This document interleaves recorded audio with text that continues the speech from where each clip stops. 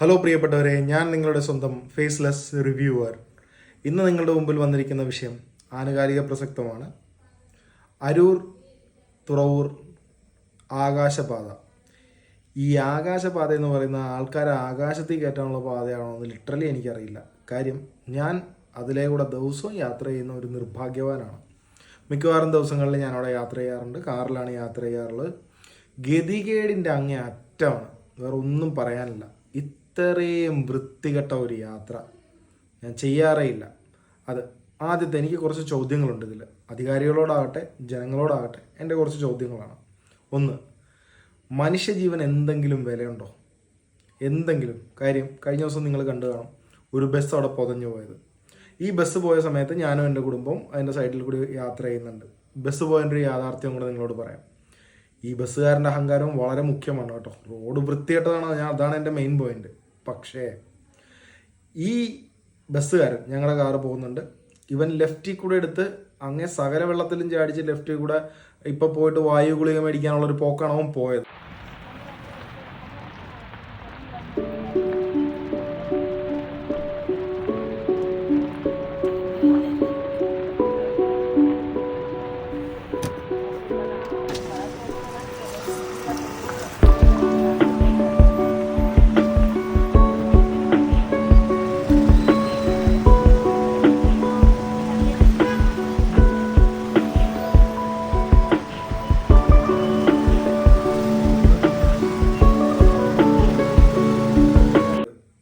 അവൻ വീഴേണ്ടവൻ തന്നെയാണ്, എന്നാലും അവന് കിട്ടാനുള്ള അവന് കിട്ടി.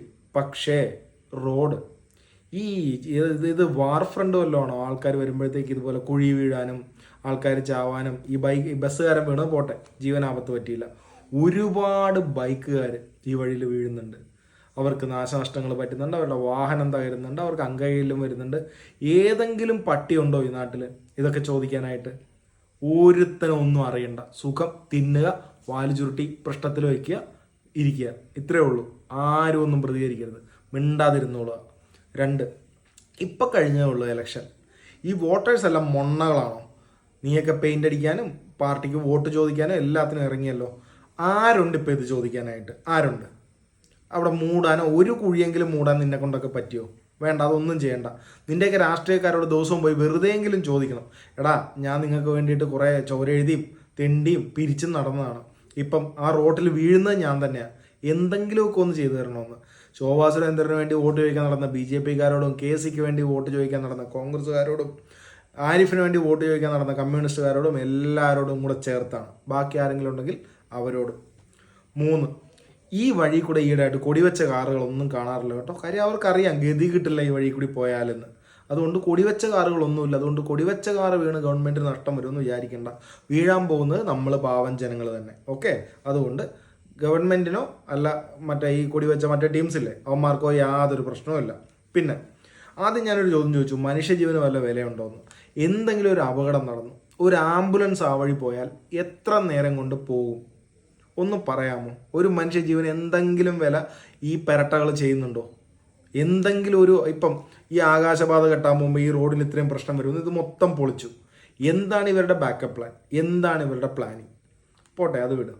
ഇത് ശരിക്കും പച്ചയായ ജാടയല്ല കേട്ടോ, നമ്മളോടുള്ള പരമമായ പുച്ഛമാണ്. നമ്മൾ പൊതുജനങ്ങളോടുള്ള പരമമായ പുച്ഛം അധികാരി വർഗത്തിൻ്റെ എന്ന് പറയാൻ ഞാൻ ആഗ്രഹിക്കുകയാണ് സുഹൃത്തുക്കളെ. പിന്നെ നമുക്ക് എന്തെങ്കിലും സഞ്ചാര സ്വാതന്ത്ര്യം ആ വഴിയിലുണ്ടോ? സമയക്ലിപ്തതയുണ്ടോ?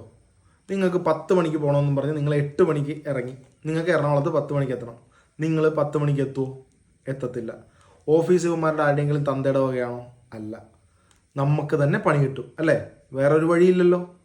നമ്മുടെ ജോലി പോകാം, നമ്മുടെ ശമ്പളം മുടങ്ങാം, നമ്മുടെ അത്യാവശ്യങ്ങളൊന്നും നടക്കുകയില്ല, ഒന്നും ചെയ്യാൻ പറ്റില്ല. അതുകൊണ്ട് തുറവൂർ അരൂർ പാതയിൽ കൂടെ പോകുന്നവർ തലേദിവസം രാത്രി തന്നെ പോയിട്ട് എവിടെയെങ്കിലും ഹോട്ടലിൽ റൂം എടുത്ത് താമസിക്കേണ്ടതാണെന്ന് പ്രത്യേകം നിങ്ങളെ അറിയിച്ചു കൊള്ളുന്നു.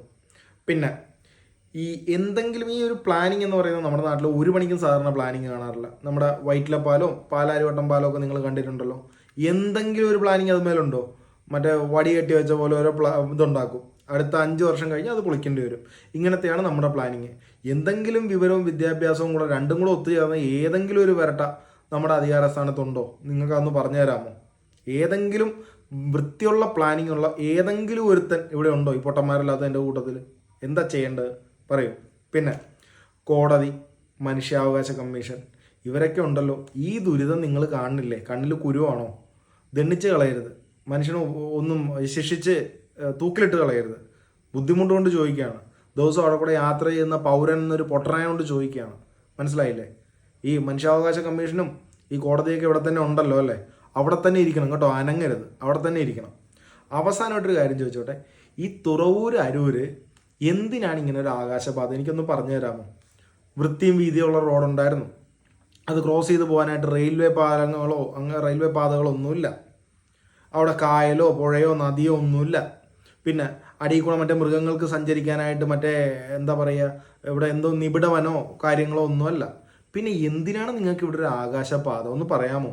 ആൾക്കാരെ നക്ഷത്രം എണ്ണിക്കാൻ വേണ്ടിയാണോ ആകാശപാത? എന്ത് ബോധത്തിലാണ് ഇങ്ങനൊരു സാധനം ഇത്രയും കോടി ചെലവിൽ അവിടെ കെട്ടിവെക്കുന്നത്? അത് കെട്ടാനുള്ള ചേതോവികാരം എന്താണ്? ഒരു പൗരൻ എന്നുള്ള നിലയിൽ ഒന്ന് പറഞ്ഞു തന്നാൽ ഉപകാരമായിരിക്കും. അവിടെ എടപ്പള്ളി നിങ്ങൾക്കറിയാമല്ലോ. എടപ്പള്ളി ഒന്ന് ക്രോസ് ചെയ്തെടുക്കണമെങ്കിൽ എത്ര മണിക്കൂറാവുമെന്ന് അറിയാമോ? പാലാരിവട്ടം കഴിഞ്ഞ് എടപ്പള്ളിയും കഴിഞ്ഞ് പോകുന്ന ഒരു മനുഷ്യൻ്റെ ശരാശരി നല്ല ഒരു ആയുസ് അതിൻ്റെ ഇടയ്ക്ക് പോകുന്ന അറിയാമല്ലോ.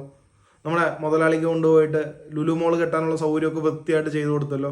അതുകൊണ്ട് കംപ്ലീറ്റ് അവിടുത്തെ തോട്ടിലെ വെള്ളമൊക്കെ ബ്ലോക്കായി. ഇപ്പോൾ എന്ത് മഴ വന്നാലും ഉടനെ വെള്ളം പൊങ്ങുമെന്നറിയാമല്ലോ. അവിടെ എന്തെങ്കിലും മനുഷ്യന് സഞ്ചരിക്കാനുള്ള വൃത്തിക്കെങ്കിലും എന്തെങ്കിലും നിങ്ങളൊന്ന് ചെയ്തു തന്നോ?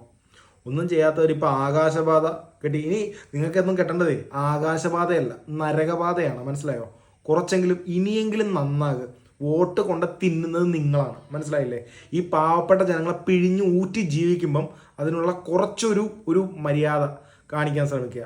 ഇത്രയും പറഞ്ഞുകൊണ്ട് ഞാൻ എൻ്റെ വാക്കുകൾ നിർത്തുകയാണ് സുഹൃത്തുക്കളെ. നിങ്ങളുടെ സ്വന്തം ഫേസ്ലെസ് റിവ്യൂവർ.